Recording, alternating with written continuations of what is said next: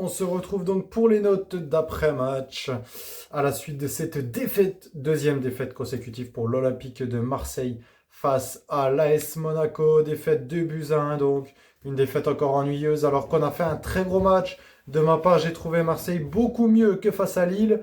Face à Lille, c'était cata, on va pas se le cacher. Ce soir, ça a été très intéressant avec une belle première période, une belle rentrée en deuxième période.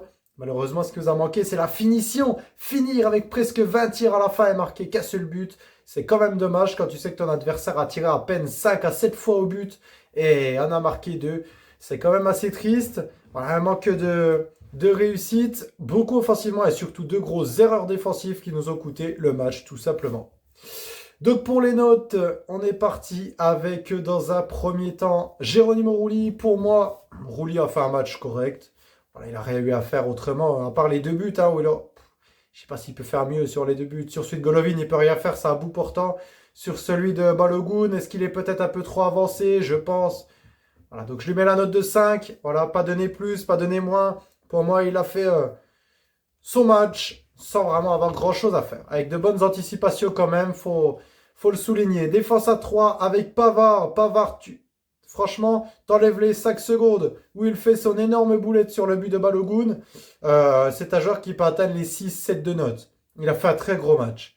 Il fait son erreur. Pour moi, je lui donne la note de 4. Ah, tu peux pas faire mieux de toute façon. Après sa boulette mémorable. Comment c'est possible d'envoyer comme ça en profondeur Balogun? C'est juste incroyable de faire ça. À ses côtés, Egan Riley, on voit encore, il est trop faible pour jouer à ce niveau-là. Il a quand même été pas mauvais, mais c'est trop faible. Sur l'accélération, sur la boulette de Pavard, il n'a pas de vitesse. Il avance pas, il avance rien, il a une charrette.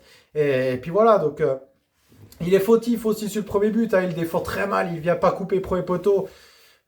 4 aussi pour moi, c'est vraiment déjà bien donné, je pense, pour les deux, 4. Medina que j'ai trouvé vachement plus intéressant. Joueur avec la rage, on l'a vu quand même intéressant au niveau offensivement, mais également un petit peu en délicatesse au niveau voilà, de la gestion des émotions. C'est souvent un gars qui va s'énerver très vite dans le comportement, c'est assez compliqué. Note de 5,5 sur 10. Donc pour l'Argentin, au milieu de terrain, avec 5 milieux de terrain, on avait tenté à 3-5-2 côté Marseillais, qui était assez intéressant. Wea côté droit fait quelques accélérations au retour, 5,5 aussi. On n'en a pas vraiment parlé parce que on n'a pas non plus vu énormément dans cette rencontre. Pierre-Emile Højbjerg à ses côtés, 5,5 aussi. Højbjerg a fait son match au milieu de terrain, mais a fait deux grosses paires de balles qui ont été un petit peu limite, j'ai l'impression de sa part. C'était vraiment limite de sa part de ces paires de balles. C'est pas des paires de balles à laquelle on a l'habitude de voir. Voilà, tout simplement, c'est pour ça que je l'ai mis que la note de 5,5.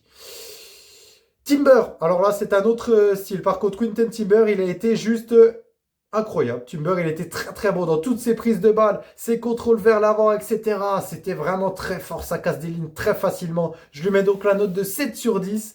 Il m'a vraiment plu, à deux doigts d'être homme du match, si Guiri n'aurait pas marqué le but. Peshao donc côté gauche, Peshao était intéressant aussi, je lui ai mis la note de 6 sur 10, voilà, il a été correct. Il a apporté plusieurs choses vers l'avant également, beaucoup de centres, beaucoup de courses dans le dos des défenseurs. J'ai trouvé quand même assez intéressant Peshao. Et enfin devant Aubameyang, tu veux faire quoi? À part un 4, hein, il n'a rien donné Aubameyang. Il était inutile dans cette partie, on l'a trouvé 3 fois. Il a eu la balle de la victoire à 2 reprises qu'il a raté. Voilà, rien de plus à noter sur Aubameyang à part un match où il a été invisible. Et enfin, Amine Gouiri devant, c'est le buteur de la soirée. Un homme qui a beaucoup couru. Il a fait un très gros match avec des retours défensifs parfaits, des interventions au milieu de terrain pour récupérer des ballons, des jeux de haut but magnifiques et surtout son but. Un début de phare, hein, il rentre dans la surface comme ça, le petit crochet à droite et ça passe ou ça passe pas. Mais souvent ça passe avec Gouiri. 7 aussi de notes et pour moi c'est l'homme du match. C'est le meilleur joueur côté marseillais. Voilà donc pour mes notes, l'OM qui s'incline encore pour la deuxième fois, qui perd sa place sur le podium, troisième, quatrième maintenant à un point de Lille, égalité avec Monaco, sixième juste derrière, avec 49 points, à un point d'avance sur l'Olympique Lyonnais, 48 points, à 2 points d'avance sur le Stade Rennais, et à 6 points sur Strasbourg. C'est quand même très serré, cette défaite de l'OM a tout relancé dans cette saison de Ligue 1. Rendez-vous donc vendredi pour le match face à Metz. Ça sera vraiment l'occasion de se relancer face aux derniers du championnat qui sont en pleine crise, sont catastrophes tout simplement. Ce serait vraiment l'occasion de se relancer. Il va falloir marquer des points dans cette journée avec le retour de Mason Greenwood également. Et j'ai oublié de noter Ahmed Traoré, je crois. Je vous ai pas dit la note de Traoré. Je l'ai trouvé très intéressant. C'est pour ça qu'on va en parler quand même. Ahmed Traoré, très intéressant. Franchement, je l'ai mis la note de 6,5 sur 10. Il m'a beaucoup plu dans ses décrochements et dans son jeu de pressing et dans son jeu de récupération de balles. C'est beaucoup moins brouillon que ces derniers temps. Est-ce qu'il s'est appliqué ce soir? Je sais pas, mais en tout cas, il a une bonne note. Voilà, 6,5 sur 10.